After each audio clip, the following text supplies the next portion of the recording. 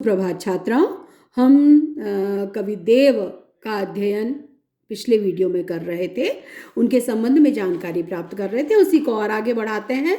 तो हमने जो चर्चा की थी वो यह थी कि उन्होंने जहाँ एक और रीतिकालीन परिपाटी या परंपरा के अनुसार श्रृंगार रसपूर्ण काव्य की रचना की है, वहीं दूसरी ओर हम देखते हैं भक्ति और वैराग्य का स्वरूप भी हमें उनके काव्य में देखने को मिलता है। और जहाँ भक्ति और वैराग्य है, वहाँ पर उन्होंने सांसारिकता से विरक्ति और मन की चंचलता को संयमित कर ईश्वर के प्रति प्रेम और आस्था के भाव को प्रकट किया है। हमने इस संबंध में इस छंद का अध्ययन किया था। ऐसी जो हो जानतो कि जेहे तू विषय के संग अपने मन को संबोधित करके कहते हैं कि यदि मैं जानता कि तू विषय वासनाओं में लिप्त रहने वाला उसके साथ है, तो हे मन मैं तेरे हाथ पांव तोड़ डालता। एरे मन मेरे हाथ पांव तेरे तोड़ तो। आजुलोह कत न कंत न नर नाहन की नाही सुनी नेह सो निहारी हरि वदन निहोर तो।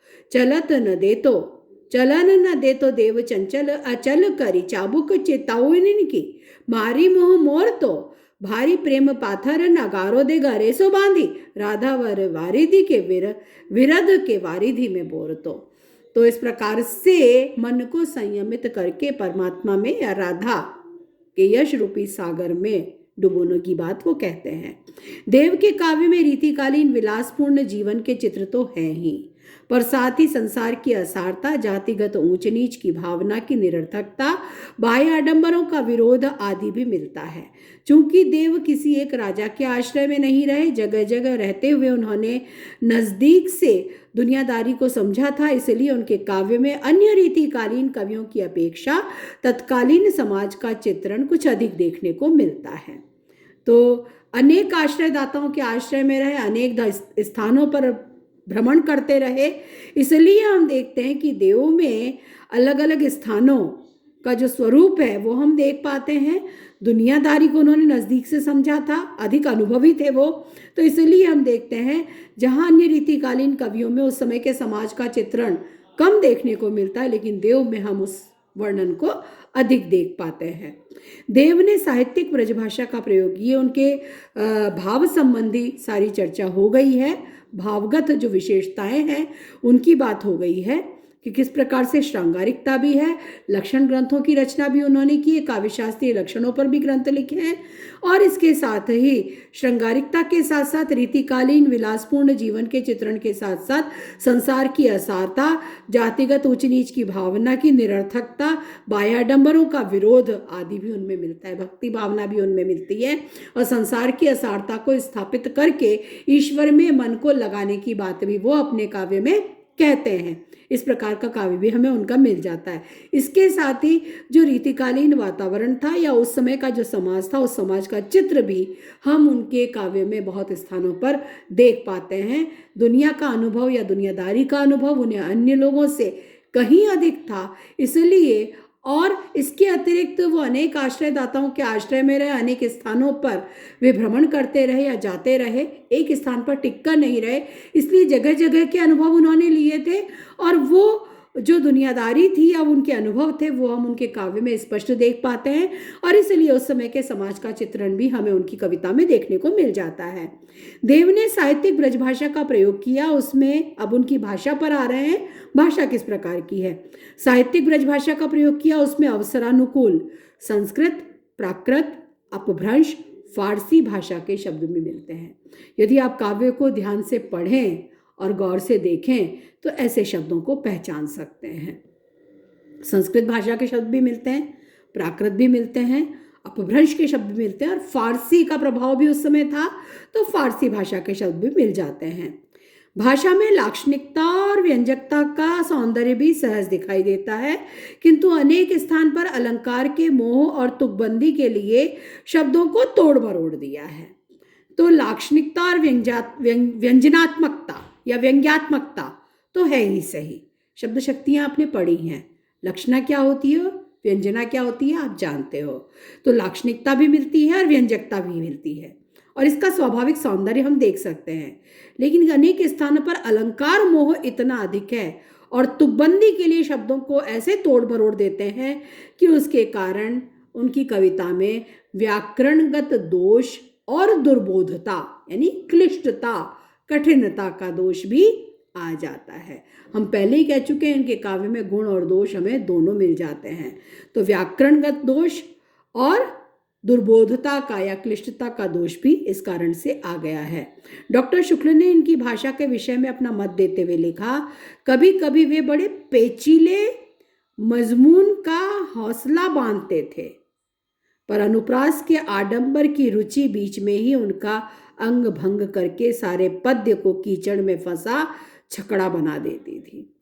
तो वो कहते हैं आचार्य शुक्ल भी कि बड़े पेचीले मजमून का हौसला बांधते हैं, बड़ा शब्दों की दृष्टि से बड़ा सुंदर प्रयोग, अद्भुत प्रयोग उनमें हमें देखने को मिल जाता है, लेकिन फिर कहीं ना कहीं अलंकार प्रदर्शन का जो मोह है वो उसे बीच में ही मानो ध्वस्त कर डालता है। अनुप्रास की छटा दिखाने का जो उनकी रुचि है, अनुप्रास की छटा बिखेरने की जो रुचि है, उसका जो आडंबर है, उसकी रुचि है, बीच में ही उस जो एक भाषागत चमत्कार, शब्दों का चमत्कार हम देखते हैं, उसे बीच में ही भंग करती है और सारे पद्य को मानो कीचड़ में कोई गाड़ी जैसे फंस जाती है ना, उसकी जो दशा होती है, वैसी उस काव्य की दशा हो जाती है कि कविता का सौंदर्य एक और रह जाता है और चमत्कार प्रदर्शन उस पर हावी हो जाता है।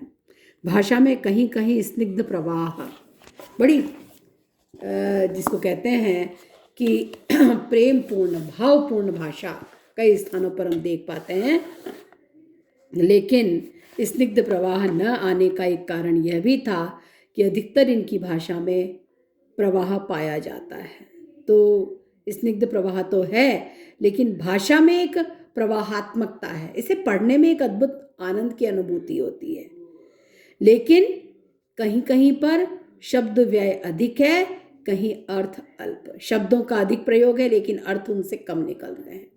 ये भी एक प्रकार का दोष है कि आप निरर्थक शब्दों का प्रयोग कर रहे हो बिना किसी विशेष अर्थ के, तो वो भी एक प्रकार का दोष है। यदि किसी विशेष शब्द का प्रयोग आप कविता में कहीं पर भी करते हो तो उसका कोई ना कोई विशेष अर्थ निकलना चाहिए, लेकिन यदि एक ही प्रकार के शब्दों की पुनरावृत्ति और एक ही प्रकार के अर्थ की पुनरावृत्ति उनसे बार बार होती है, तो वो लगता है कि कहीं ना कहीं कवित्व को पूरा कहने के लिए और कविता कहने के लिए इस प्रकार का शब्दों का जाल बुन दिया गया है और उसका सौंदर्य तिरोहित हो गया है। तो ये शुक्ल जी कुल मिलाकर कहना चाहते हैं। ये कवित्व छंद के प्रयोग में सिद्धहस्त है। छंद इन्होंने कवित्व छंद को लिया है, उसी में काव्य लिखा है। इस प्रकार आचार्यत्व और काव्यत्व दोनों ही दृष्टि से देव रीतिकाल के महत्वपूर्ण कवि हैं। तो आइए हम एक पद का और अध्ययन कर लेते हैं कवि देव के इसी वीडियो में, उसके बाद अगले वीडियो में फिर हम आगे की चर्चा करेंगे। तो कवि देव का जो पद आपके पाठ्यक्रम में कवि के जो कवित्व हैं उनमें हम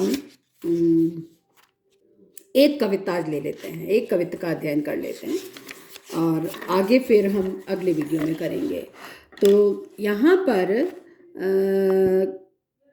कवि ये एक प्रकार से जिसको कहते हैं कि मैं पहले चर्चा कर चुकी हूँ कि रीतिकालीन प्रवृत्ति के अनुसार जहाँ एक और श्रृंगारिकता है, वहीं और संसार के प्रति आसक्ति का, श्रृंगार के प्रति आसक्ति का, सौंदर्य के प्रति आसक्ति का भाव है, वहीं दूसरी ओर उनके कुछ काव्य में संसार की असारता का भाव भी देखने को मिलता है। तो यहाँ पर इस छंद में तो एक प्रकार से भक्ति भावना ही है कि जाके न काम न क्रोध विरोध, लोभ छुए नहीं क्षोभ को छाहो, जिसके न तो लोभ छुए नहीं क्षोभ को छाहो, मोह न जाहि रहे जग बाहिर, मोल जवाहिर ता अति चाहो, बानी पुनीत जो देव धुनि, रस आरद सारद के गुण गाओ, सील ससी सविता छविता, कविता ही रचे कविता ही सराहो। तो कवि देव यहाँ पर शारदा सरस्वती का वर्णन करते हुए सरस्वती की सराहना करने की बात कहते हैं। वह माँ शारदा जिसे जाके न काम न क्रोध विरोध, जिसे न तो काम व्याप्त होता है, न क्रोध, और न ही किसी प्रकार का विरोध का भाव ही जिसमें व्याप्त हुआ है। लोभ छुए नहीं, लोभ जिसे छू भी नहीं गया है, और न ही क्षोभ की छाया भी जिस पर पड़ी है। मोह न जा ही रहे जग बाहिर, जिसे संसार के बाहर के यानी संसार के किसी प्रकार के मोह जिसे नहीं है, और मोल जवाहरता अति चाहो। मैं ऐसी उस शारदा को जवाहर से भी अधिक, जवाहरात है उससे भी अधिक मैं उसे मूल्यवान समझता हूँ। वाणी पुनीत जो देव धुनि, ऐसी वह पवित्र वाणी है। कैसी? जैसे देव धुनि, स्वयं देव की ध्वनि हो, ऐसी देव ध्वनि समान पवित्र वाणी, रस आरद, रस से परिपूर्ण शारदा के मैं गुण गाता हूँ। रस से परिपूर्ण शारदा जो स्वयं देव ध्वनि समान पवित्र वाणी है, उसका मैं गुणगान करता हूँ। शील शशि सविता छविता सविता, शील शशि चंद्रमा के शील और सूर्य की छवि से युक्त कविता ही रचे, कविता की रचना करके कवि देव उस शारदा की सराहना करता है। तो यहाँ पर सरस्वती का वर्णन वो करते हैं और कहना चाहते हैं कि जिसे न तो काम ही व्याप्त होता है, न क्रोध जिसमें आया है, न ही किसी प्रकार का विरोध भाव जिसमें व्याप्त है, न ही जिसे लोभ छू गया है, क्षोभ की छाया भी जिस पर नहीं पड़ी है, जिसे संसार में बाहर का मोह व्याप्त नहीं हुआ है, जवाहर से भी अधिक जिसका मोल है, ऐसी वह शारदा जो रस से आर्द्र, रस से भीगी हुई है, और ऐसी पवित्र वाणी है जैसे स्वयं देवध्वनि हो, देवध्वनि के समान पवित्र वाणी से युक्त है। ऐसी शारदा की कविदेव चांद से शील और सूर्य से छवि लेकर, सौंदर्य लेकर कविता की रचना करता है और उसकी सराहना करता है। तो कविदेव यहाँ कहना चाहते हैं कि अपने छंदों की रचना करके उन छंदों के माध्यम से मैं उस शारदा की, उस सरस्वती की सराहना करता हूँ। तो यहाँ पर कविदेव सरस्वती की विशेषताओं का वर्णन करके और उनकी वंदना करने की, उनकी सराहना करने की बात इस छंद में कहते हैं, इस कवित्त में कहते हैं। आज इतना ही। आगे के जो इनके कवित्त हैं उनका अध्ययन हम आगे के वीडियो में करेंगे।